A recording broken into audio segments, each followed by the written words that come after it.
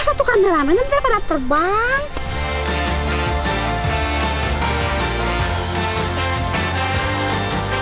Yang bener atuh kalau tuh yang bener tanyanya mau buat apa sekarang? Udah masak kuyup kayak gini.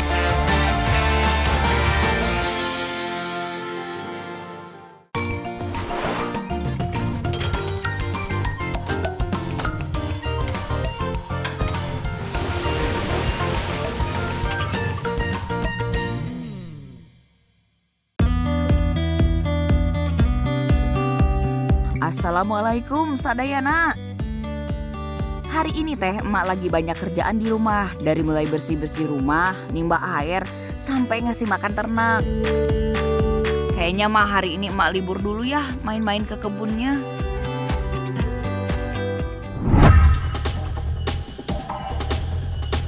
Neng, mana sang teh lapar bapak? Aya didinya aya sok pilari heula. Aya. Geus nyieun tapi. Atos dipikeun tadi didinya sok tinggal heula ku aya. Bek wae boga bapak teh. Kunaon darah tinggi sudah. Naon sih eta mah rame nya. Aya naon sih budak yang bapak eta? Boga bapak teh ambak-ambakan wae teh ngarti da sorangan. Neng, kenapa? Eta si bapak ambak-ambakan wae emak. Juga nada tinggalna kumat eta teh. Nya tas 3 dinten si bapak teh kitu wae. Juga nana. Sok atuh emak pangmilariankeun obatna kanggo si bapak teh minta ambak-ambakan wae. Izin bilang ka bapak atuhnya. Ya sok atuh nyarios ka si bapak. Apa heula nya? Nuhun nya mah nya. Oh, sami-sami nya.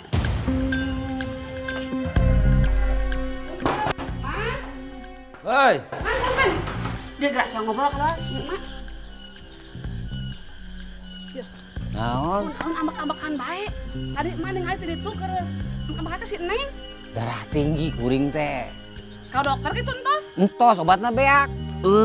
Pantesan pisan Mang Upen marah-marah wae. Ternyata teh darah tingginya kumat. Mangke soal ngaran obat ka leuweung. Benar. Atuh kalau begini mah emak gak bisa diem aja. Daripada Mang Upen makin parah sakitnya, makin sering marah-marah. Emak kudu cari tebu hitam nih ke hutan.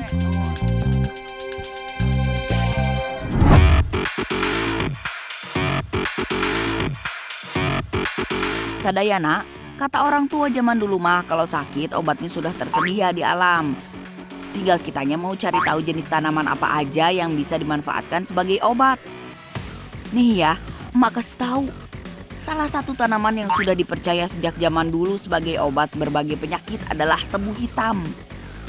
Alhamdulillah, ketemu juga tebu hitamnya.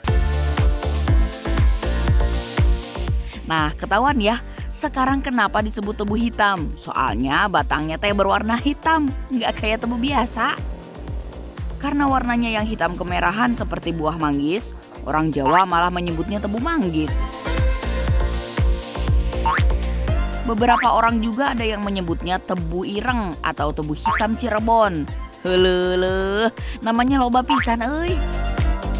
Sebenarnya tebu hitam ini teh mulai langka keberadaannya.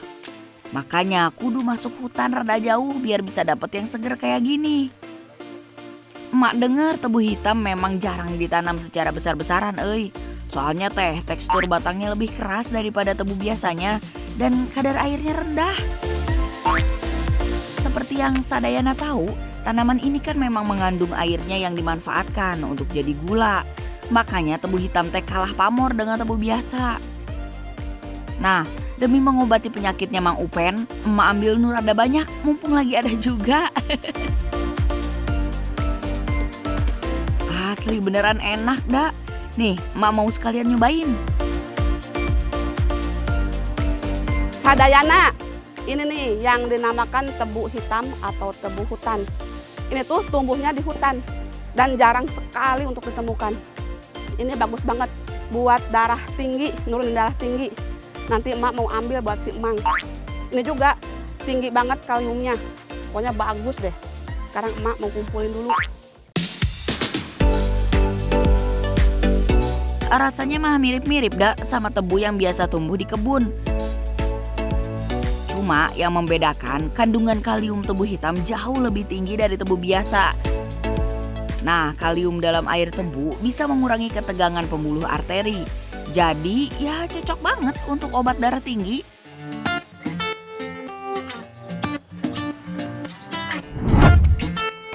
Sadayana, kebenaran emak dapat tebu hitamnya rada banyak Jadi bisa emak manfaatkan juga untuk bikin kue. Nggak cuma masakan atuh, masak kue juga emak terampil. Jaminan bikin enak. Hayu Neng, kita buat kue apem pakai campuran gula alami yang pastinya menyehatkan. Tah, eta bahan-bahannya mah gampang. Tinggal nyampur tepung beras sareng tepung kanji. Kasih garam sedikit biar ada gurih-gurihnya. Nah, untuk pemanisnya kita nggak perlu pakai gula pasir, tapi pakai air tebu hitam yang tadi diambil di hutan. Sekarang biar emak ulek dulu nih batang tebunya sampai airnya keluar semua. Banyaknya kandungan mineral di dalam air tebu ini teh bisa bikin pencernaan sehat. Fungsi ginjal juga bisa sehat, Kalau udah diulek tebunya teh, ambil airnya terus campurin deh ke adonan kue apemnya. Oh iya, tambahin juga bubuk pengembang sedikit aja. Biar nanti kue apemnya nggak mendem. Abis itu kita aduk terus sampai adonan kental dan halus. Tinggal dikasih pewarna sedikit, biar hasil jadinya teh makin mewah. Ala-ala kue di kota. Yuk Neng, sekarang kita udah asupkan kena cetakan yang udah emak siapin. Biar bentuknya bagus kayak bunga-bunga di taman. Abis ini tinggal emak kukus ya. Dijamin raos ini teh kuehnya. Adonan kue apem juga harus dikukus dengan api sedang selama kurang lebih setengah jam. Sok nanti kita ajak si Mang Upen ikut nyicip ya Neng. Biar gak marah-marah wae. Alhamdulillah kue apem tebu hitam ala emak mah moal gagal. Mana hasilnya cakep pisan. Sok atuh Neng, langsung kita cobain aja. Ntar juga Mang Upen ikutan nongol. Gimana Neng, raos pisan kan? Udah jadi. Cantik pisan kan warna naga tengah ini. Tuh. Mak, kumaha? Iya, tos aya. Nah, anu kitu atuh. Ih, sok gak salik heula atuh anu mangna sok. Neng deui. Ambak-ambakan bae beki darah tinggi, beki nganteng. Ya, Mak tos nyiapkeun ya. kayak naon we ya naon we? Tebu item. Oh, tiwu hideung. Tiwu hideung. Jeung ubar.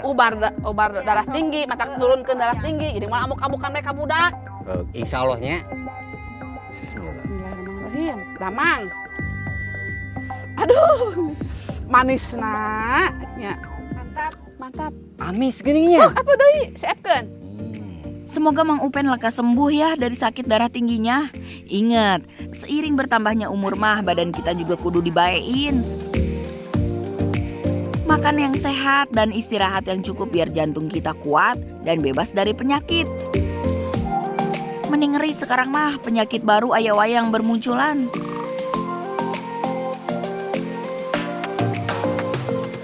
Oh iya, sok atuh dicoba resep kue apem ala emak. Sekian cerita emak hari ini di Kecamatan Paseh, Kabupaten Sumedang, Jawa Barat. Jangan kemana-mana, habis ini ada cerita emak yang gak kalah seru. Sok weh ditungguin.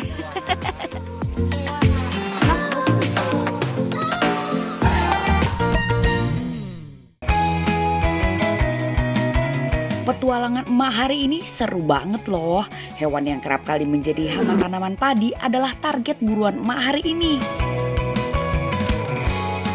Kebetulan di sini tuh lagi musimnya belalang. Hari ini emak berburu belalangnya nebeng sama Mang Pendi dan anaknya. Soalnya mereka berdua teh udah biasa cari belalang, hitung-hitung emak belajar. Nah, yang belum pernah lihat cara cari belalang, sok ditonton yang fokus. Unik banget soalnya. Oh gitu.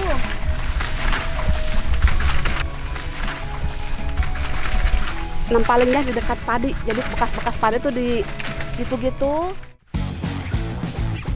Untuk menangkap belalang, Mang Pendi menggunakan alat sederhana yang sengaja dibuat khusus. Kalau di kampung emak, alat ini teh namanya tampaling. Bentuknya unik kan? Cara pakainya gampang. Cukup diayunkan ke tanaman padi sisa panen ke kanan dan ke kiri. Belalang yang lagi santai bakal masuk ke dalam alat tangkapnya. Tampaling ini teh sengaja dibikin lebar di bagian bawahnya supaya jangkauannya luas dalam menangkap si belalang. Nah, kalau sudah tertangkap, tinggal dipukul-pukul alatnya biar belalangnya masuk ke dalam ruangan kecil di bagian ujung. Wah, baru sebentar udah dapat banyak ya, Mang. Banyak. Gimana ini caranya, Mang? Ini. Oh. Iya. Iya. Oh, gitu. Biar nggak kabur lagi, langsung aja deh dimasukkan ke dalam kantong. Gimana? Orang-orang di kampung mah kreatif kan? Bisa bikin alat tangkap belalang yang top markotop begini. Hehehe. Belalang ini teh banyak jenisnya Sadayana. Kalau yang jadi buruan hari ini adalah belalang sawah. Di daerah emak sih nyebutnya walang beledor. Kalau di daerah Sadayana apa namanya? Belalang ini akan menyerbu persawahan ketika tanaman padi mulai menguning. Mereka teh suka sekali makan daun padi. Nah, ini sebenarnya sudah selesai dipanen, tapi karena masih ada daun padi yang tertinggal, belalangnya pun masih banyak di sini. Belalang-belalang ini bakal pergi kalau semua tanaman padi dibabat habis dan mulai masuk musim tanam. Baru sebentar udah lumayan dapat banyak tuh. Kameramennya pengen ngodok apaan sih kameramen? Awas satu kameramen nanti pada terbang. Si emangnya kasihan. Sepertinya sekarang giliran emak yang terjun langsung nangkap belalangnya. Biar Mang Pendi dan anaknya istirahat dulu. Tenang, serahkan saja sama emak Ena. Yang apa aja juga bisa atuh.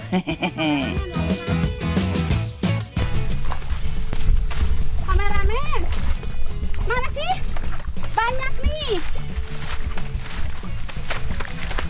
Tuh, itu dapat lumayan kameramen. Ayo masukin. Ini sih hitung-hitung olahraga Sadayana.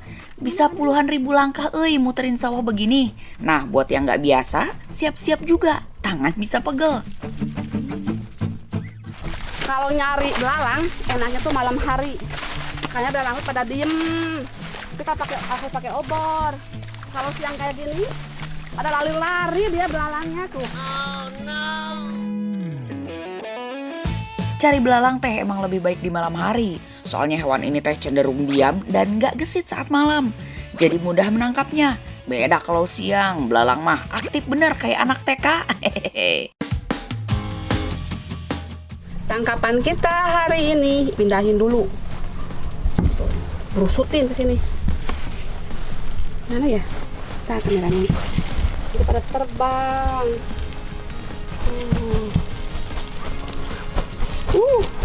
Lihat. Lumayan banyak nih. Bentar. Ini malah mendedel di sini nih. Kutu.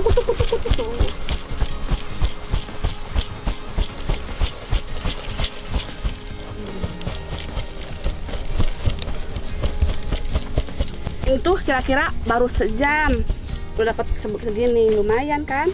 Tapi kalau kata Mang Pendi, kalau ambilnya malam 1 jam tuh bisa nyampe 2-3 kilo loh dapatnya. Tapi ini juga alhamdulillah kok. Tuh.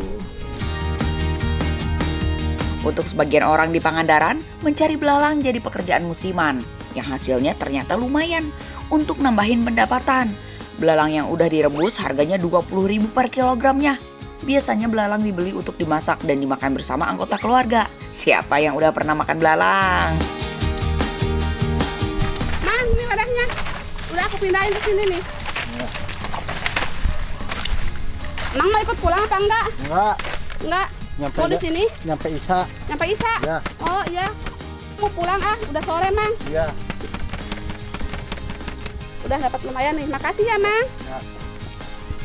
Ayo pulang. Mang, duluan ya. Ya. Assalamualaikum. Salam.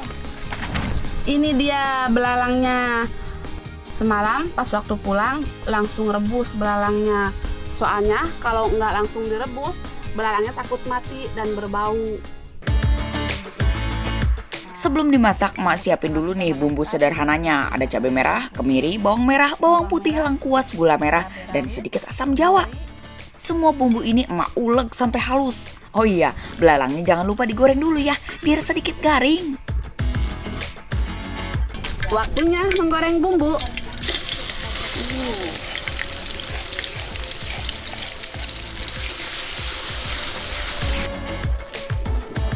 Nah, kalau bumbunya sudah wangi, lanjut masukkan belalangnya. Tumis belalangnya mau kasih daun jeruk biar tambah wangi. Bubuk petit dulu. Nah, ini manfaatnya suka nanam bumbu masakan di halaman rumah. Kalau butuh, nggak usah repot ke warung atau ke pasar dulu, tinggal metik aja. Sekarang tunggu sampai belalangnya agak mengering. Sadayana, wajib tahu nih kalau daging belalang ternyata kaya akan kandungan gizi loh. Seperti protein, mineral, dan vitamin. Bahkan emak pernah dengar belalang jadi pengganti sumber protein hewani dan bisa jadi sumber pangan masa depan. Di beberapa daerah di Indonesia, makan belalang bukan suatu yang baru. Seperti di daerah Gunung Kidul, Yogyakarta contohnya. Ini dia sudah matang belalangnya. Sekarang siap sajikan.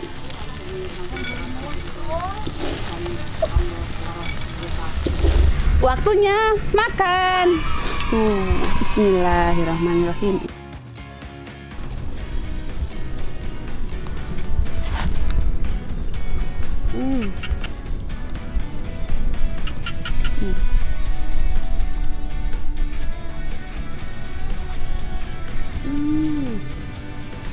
Rasanya gurih banget. Pokoknya swear gurih banget. Kriuk lagi, pedas lagi.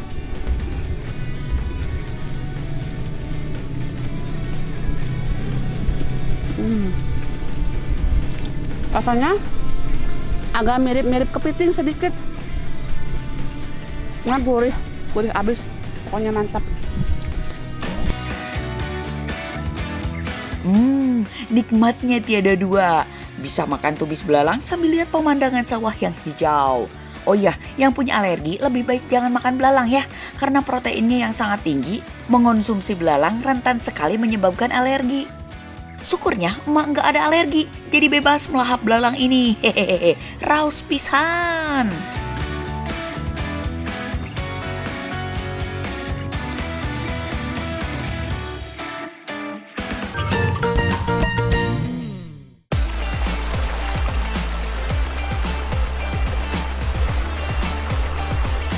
Untuk sampai ke lokasi pencarian berikutnya, emak harus menyusuri sungai terlebih dahulu, euy.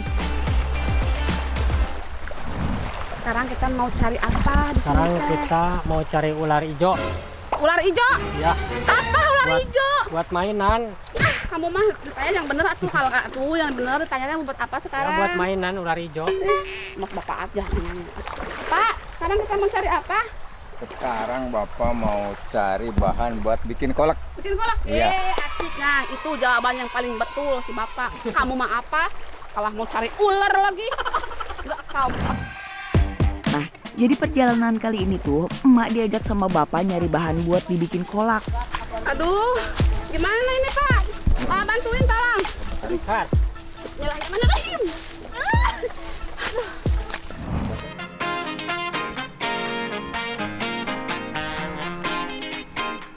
Ini dia buah yang kita cari nih.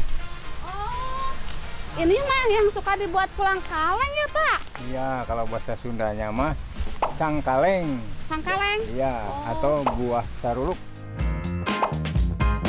Oh, jadi buah yang bapak maksud itu kolang-kaling. Nah, kolang-kaling sendiri sebenarnya adalah daging pohon buah aren. Pohonnya tinggi banget nih, kayaknya harus pakai tangga ngambilnya. Cari tangga dong. Gimana nih cari tangga? ada. Siap, saya bawa nanti. Bawa. Ya.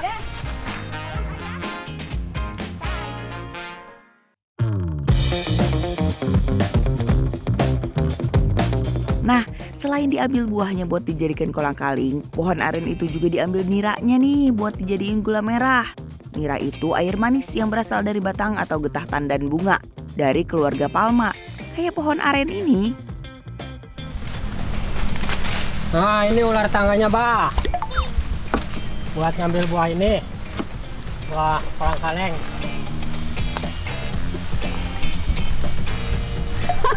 Bah, tangga tuh, Bah. Aduh, udah capek-capek bawa ular tangga malah nggak dipakai. Malah pakai gantar. Tuh kan, dari tadi suka nggak bener nih si Adani kalau ditanya teh. jadinya dikerjain sama bapak. Rasain tuh ada nih.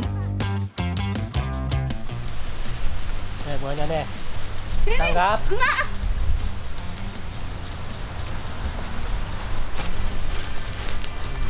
Awas kena getahnya tuh gatel. Hati-hati kamu. Mau di apa? Mau dicoba dulu? Mau Mau dibelah. dilihat? Dilihat dalamnya. Oh. Oh iya Sadayana, hati-hati ya kalau mau motong buah yang masih mentah kayak gini. Soalnya kalau kena getahnya kulitnya bisa gatel banget.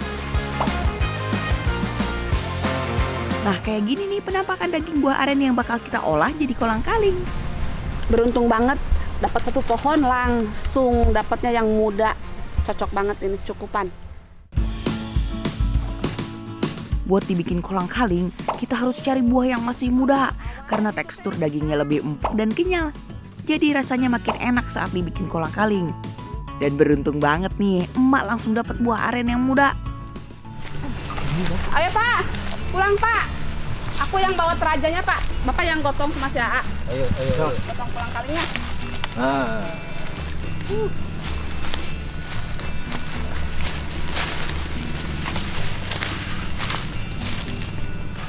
Sekarang kita masuk ke proses pengolahan. Nah, proses pengolahan ini bisa dilakukan dua cara. Bisa dengan direbus dan juga dibakar. Tujuannya biar getahnya hilang. Dan kali ini emak akan nyoba keduanya. Terus nanti kita bandingkan hasilnya. Nah, kita masukin ke air mendidih dan rebus selama kurang lebih 2 jam.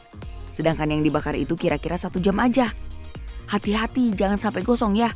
Ntar kolang-kaling di dalamnya ikut gosong atuh. Penasaran gimana hasilnya? Ada bedanya nggak ya?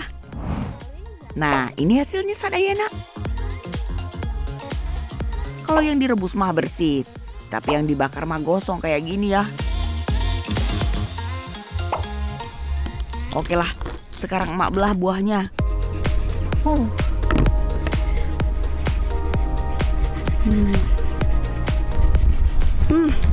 Kalau yang dibakar lebih wangi. Ternyata yang dibakar lebih wangi, Sekarang emak keluarin dari cangkangnya satu persatu. Nah, setelah dicongkel kayak gini, lalu digeprek satu persatu. Setelah digeprek, direndam pakai air beras selama 3 malam. Tapi jangan khawatir, nggak usah nunggu 3 malam ya, karena udah punya yang udah jadi. Tuh. Direndam 3 malam pakai air beras itu untuk menghilangkan rasa dan aroma asam kolang-kaling. Terus juga bikin kolang-kaling jadi lebih bersih dan kenyal. Mau bikin yang manis-manis, yang satunya kolak, yang satunya lagi sirup. Tuh, ada kelapa mudanya lagi. Yang pertama emak mau bikin kolak dulu.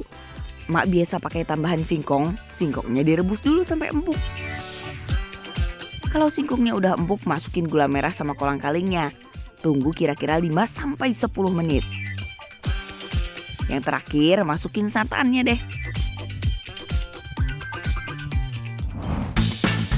Nah, lanjut mau bikin sirup. Cara bikinnya gampang banget. Masukin cincau, kelapa muda, agar-agar, terus kolang-kalingnya deh. Tambahin juga es batu biar tambah seger.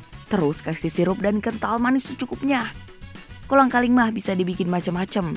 Tinggal disesuaikan aja tuh sama selera masing-masing. Yang penting mah dapat manfaatnya. Kolang-kaling kayak serat, jadi sangat bagus untuk kesehatan pencernaan. Kandungan fosfor dan kalsiumnya juga loba pisan. Bisa cegah pengeroposan tulang. Tara, sirup sama kolak udah jadi. Walaupun kelihatannya sederhana, tapi dijamin mantap rasanya. Pastinya resep mamah anti gagal dan jaminan bikin enak. Aduh, belum apa-apa, udah basah kuyup kayak gini. Oh no. Untung cuacanya panas jadi nggak dingin.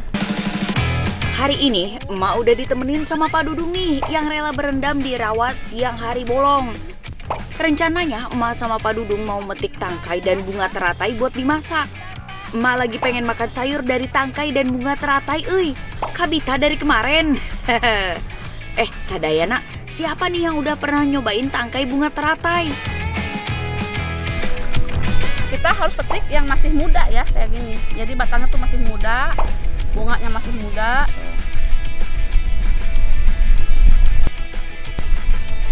Ini duduk, boy. Ayo copot. Soalnya teh kalau yang udah tua rasanya nggak enak buat dimakan. Nah, mudah kok untuk tahu mana yang masih muda. Nah, contohnya kayak gini nih. Bunganya belum mekar, tandanya dia masih muda. Kalau yang teratainya udah tua, bunganya akan mekar dan sangat cantik. Tapi ya gitu sadayana, bunga teratai yang mekar mah lebih enak dipandang, nggak enak buat dimakan. Nah, bunga teratai ini biasa ditemukan di perairan tenang kayak empang, rawa, atau danau. Meskipun airnya kotor, teratai bisa tumbuh dengan baik. Bunga teratai juga tumbuh subur di daerah tropis dan subtropis. Makanya di Indonesia teratai bisa tumbuh sangat baik. Mak denger-dengar bunga teratai teh udah ada yang membudidayakannya di daerah Buleleng, Bali. Buat masyarakat Hindu di Bali, bunga teratai menjadi simbol alam semesta, niat suci, kedamaian, dan kemakmuran. Pantas saja di sana teratai menjadi bunga yang diistimewakan. Oh iya, kadang masih banyak juga yang suka ketukar antara bunga teratai sama bunga seroja. Meskipun sama-sama hidup di air, tapi keduanya beda loh. Kalau teratai itu daunnya mengapung di air, batangnya ada di tengah daun, dan bunganya berbentuk lancip.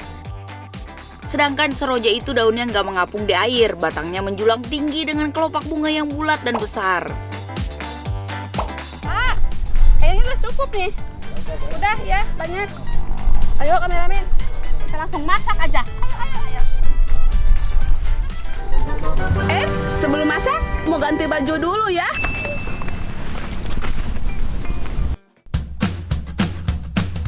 Nggak nunggu besok, mau langsung mak masak nih. Enak ada di sini. Mana wadahnya tuh kameramen? Saya pakai wadah, iya ada. Makasih. Aduh. Tudung ibu jatuh terus. Bukan pusing tuh tudung. Posisi masak sudah pas. Lanjut kupas tangkai teratainya, euy. Ini harus disisit ya. Tuh.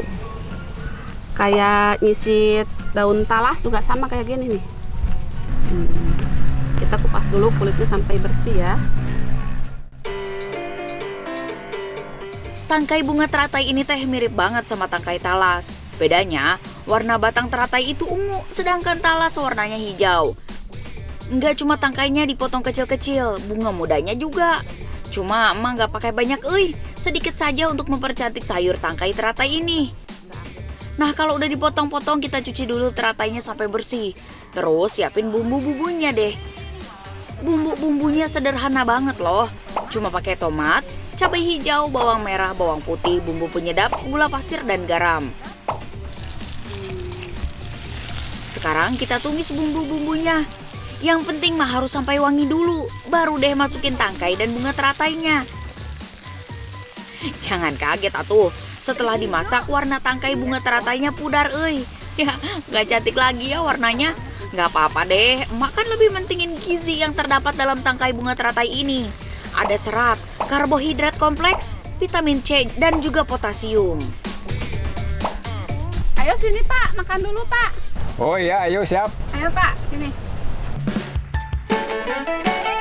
Sayur bunga teratai ini mantap pisan kalau dimakan sama nasi anget. Pak udah cuci tangan belum?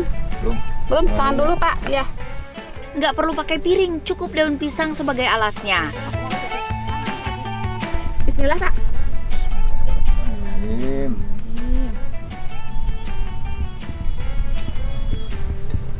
Gimana Pak rasanya Pak? Enak banget. Enak?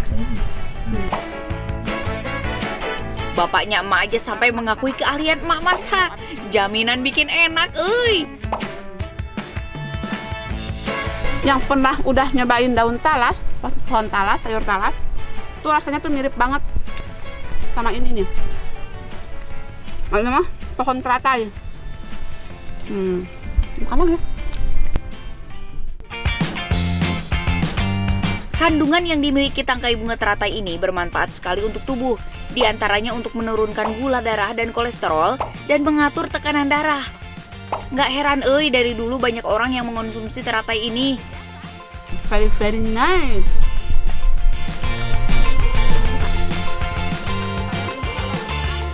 Nah, yang belum pernah masak atau makan sayur dari tangkai dan bunga teratai, sok weh sekali-kali makan biar tahu atuh rasanya. Pokoknya raos pisan. Emak dan bapak habisin dulu ya makanannya. Sayang carinya susah.